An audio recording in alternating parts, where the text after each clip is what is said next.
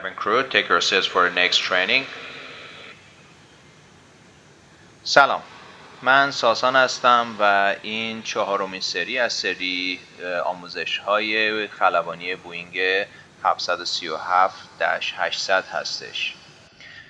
در برنامه گذشته من نحوه گرفتن فلایت پلن رو به شما آموزش دادم و نکاتی رو که بایست یادداشت می‌کردین رو ذکر کردم.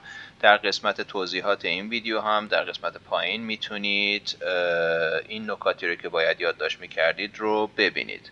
خب، برای وارد کردن اطلاعات FMC یا Flight Managing Computer ابتدا روی دکمه FMC میزنیم از قسمت منو، بعد روی دکمه Position Initial کلیک میکنیم.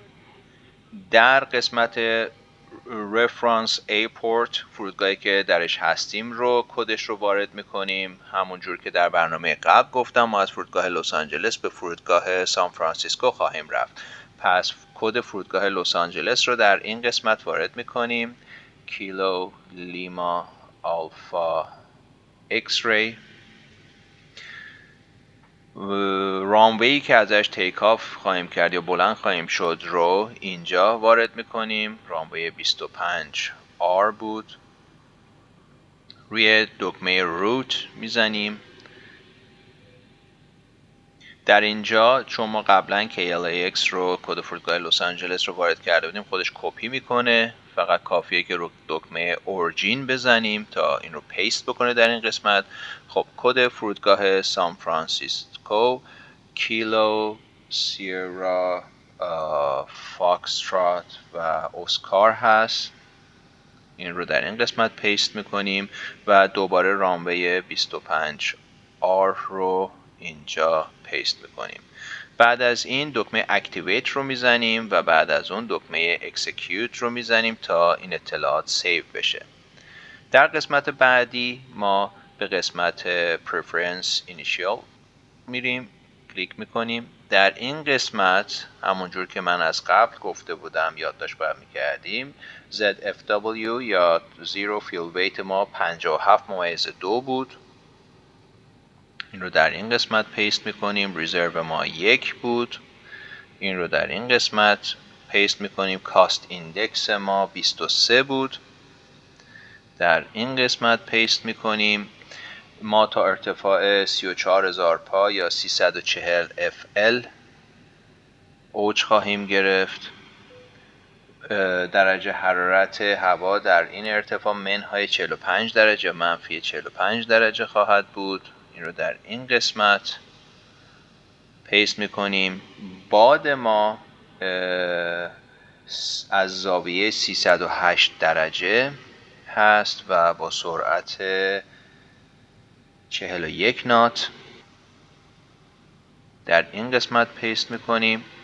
اکسیکیوت رو یک بار دیگه میزنیم تا این اطلاعات سیو بشه و به قسمت N1 لیمیت میریم.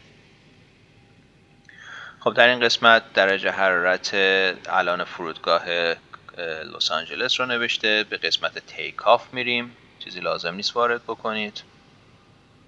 در قسمت تیک آف ما معمولا تیک آف رو با فلپ 5 درجه انجام میدیم همونجور که در جلسه اول ذکر کردم.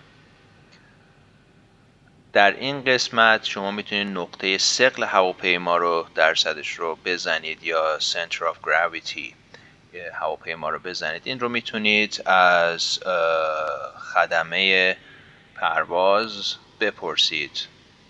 خب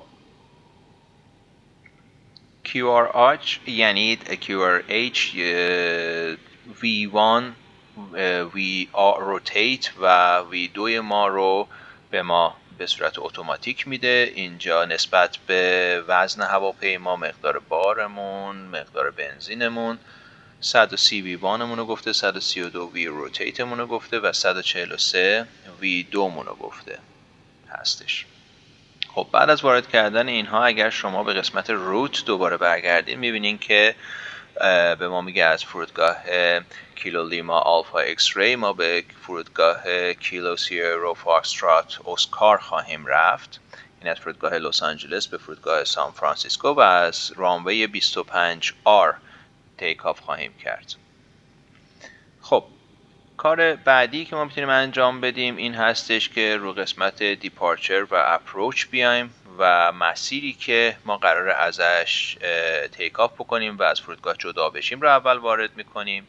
خب ما از فرودگاه 25R بودیم، پس به صفحه بعد میرم، 25R رو انتخاب میکنم و از راه سوم R2 ما جدا خواهیم شد از فرودگاه. پس دنبال سوم R2 میگردم، سوم R2 رو انتخاب میکنم، اکسیکیوت رو میزنم تا این سیو بشه. خب اگر شما در این قسمت insufficient fuel نوشته، یعنی بنزین ما کافی نیست، کلیر میکنم. اگر در این قسمت به قسمت روت برگردین و در صفحه دوم خواهید دید که سوم R2 و سوم R اضافه شده به مسیر ما. خب بعد از این ما یک دایرکت خواهیم داشت و بعد از اون به استوک دی خواهیم رفت.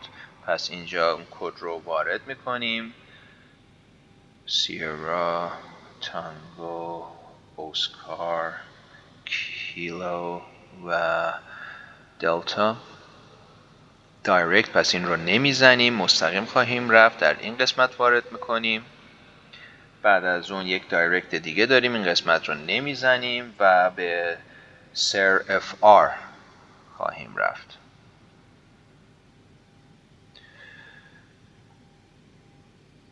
فاکسترات و رومیو. بعد از اون به سر اف آر 4 و از اونجا به فرودگاه KSFO میریم. خب مرحله آخری رو که ما قراره بریم تو قسمت اپروچ بعد وارد بکنیم. اکسیکیوت رو زدم تا دوباره سیو بشین اطلاعات، دوباره به قسمت دیپارچر اپروچ ها میریم و از این قسمت اپروچ خودمون رو انتخاب میکنیم. خب همونجور که گفتم از سر اف آر 4 در این قسمت هست، این رو انتخاب میکنیم و در رانوی 28R خواهیم نوشت. ILS رو من انتخاب میکنم چون میخوام یک لندینگ ILS داشته باشم، پس ILS 28R رو انتخاب میکنم. بعد از انتخاب کردن این دوباره دکمه اکسیکیوت رو میزنیم تا اطلاعاتمون سیو بشه. دوباره اگر به روت برگردین شما خواهید دید که در صفحه دوم تمام مسیر اومده، همینجور در صفحه سوم میس اپروچ. و اگر ما اپروچمون رو نتونیم انجام بدیم و گو راند بخوایم بکنیم، از کدوم مسیر دوباره باید بریم و گو راند بکنیم، اینها همه اومده. خب کار بعدی که ما میتونیم بکنیم در اینجا این هستش که از قسمت لگز ببینیم که آیا تداوم داره این مسیر پرواز ما، جایی قطع میشه یا نه. خب همینجور که میبینید به صورت کامل هست و هیچ جا قطعی نداره. شما این رو دوباره که قطع میشه یا نه میتونید از این قسمت هم نگاه بکنید. در بالا این دکمه رو روی حالت پلن قرار میدید و در قسمت پایین اینجا شما میتونید ببینید که نقشتون رو به شما نشون میده. در این قسمت شما میتونید زوم بک بکنید از 10 مایلی، 20 مایلی، 40 مایلی یا 80 مایلی به شما نشون میده که از چه نقاطی شما قراره حرکت بکنید و ادامه بدید به مسیرتون.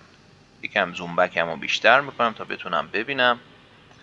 خب اینجا میتونید ببینید که از چه مسیری باید برید، یا اگر در همین قسمت لگز شما روی استپ بزنید، اینجا دونه دونه نقاطی رو که باید ازش رد بشید رو به شما نشون خواهد داد که از این نقطه به کدوم نقطه و نقطه بعدی کجاست و به کجا خواهید رفت و در انتها در کجا خواهید نشست. میتونید اگر میخواید بیشتر از نزدیک ببینید نقاط رو، میتونید زوم بکنید و بعد دکمه استپ رو بزنید تا نقاطی که قراره بهش رد بشید ازش و ببینید رو ببینید. دوباره این رو روی حالت مپ قرار میدم از روی حالت پلان و نقطه‌ای که الان ما درش هستیم رو اینجا به ما نشون خواهد داد. خب تنظیم بعدی که من پیشنهاد میکنم انجام بدید تنظیمات فیکس هست. در قسمت فیکس باز در صفحه اول فرودگاهی که درش هستیم رو میزنیم، کیلو لیما آلفا ایکس ری، فرودگاه لس آنجلس.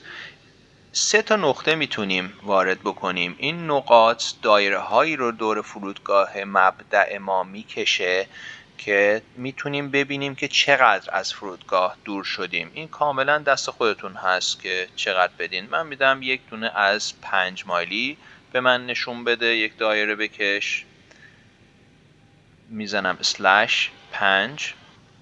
این رو وقتی وارد میکنید میتونید ببینید که اینجا یک دایره سبز رنگ کشید از 5 مایلی مرکز فرودگاه شما. یک دایره بعدی ازش میخوام برای من بکشه از 15 مایلی و یک دایره دیگه از 30 مایلی. خب این برای چی مهم هست؟ هر فرودگاه قوانین خودش رو داره. معمولاً در فرودگاه ها شما تا 4 یا 5 مایلی فرودگاه حق تغییر مسیر خودتون رو ندارید و برج کنترل در ابتدای تیک آف به شما میگه که تا 4 مایل ادامه بده و به عنوان مثال تا ارتفاع 6000 پا برس و ما از اینجا میتونیم ببینیم که الان ما چقدر دور شدیم از فرودگاه. خب اگر ما صفحه 2 رو بزنیم در این قسمت میتونیم همین دایره ها رو دور فرودگاهی که قراره بشینیم بکشیم و اینجوری ما میتونیم بدونیم که چقدر الان تا فرودگاه فاصله داریم و آیا در ارتفاع مناسب هستیم، در مسیر مناسب هستیم، سرعتمون مناسب هست یا نه. خب پس در این قسمت من کد فرودگاه سان فرانسیسکو رو وارد میکنم و برای نشستن من میخوام که برای من یک دایره از 5 مایلی بکشه، یک دایره از 10 مایلی بکشه و یک دایره از 15 مایلی بکشه. خب در اینجا اطلاعاتی که ما باید میدادیم قبل از تیک آف به FMC کامپیوترمون همه وارد شده و به این صورت میتونیم ما آماده تیک آف بشیم. در برنامه آینده من کارهایی که باید قبل از تیک آف انجام بدین یا پری تیک آف چک لیست رو برای شما توضیح خواهم داد و نحوه تیک آف کردن و بلند شدن یک بوینگ 747-800 رو به شما آموزش خواهم داد. امیدوارم که این برنامه براتون مفید بوده باشه. خداحافظ.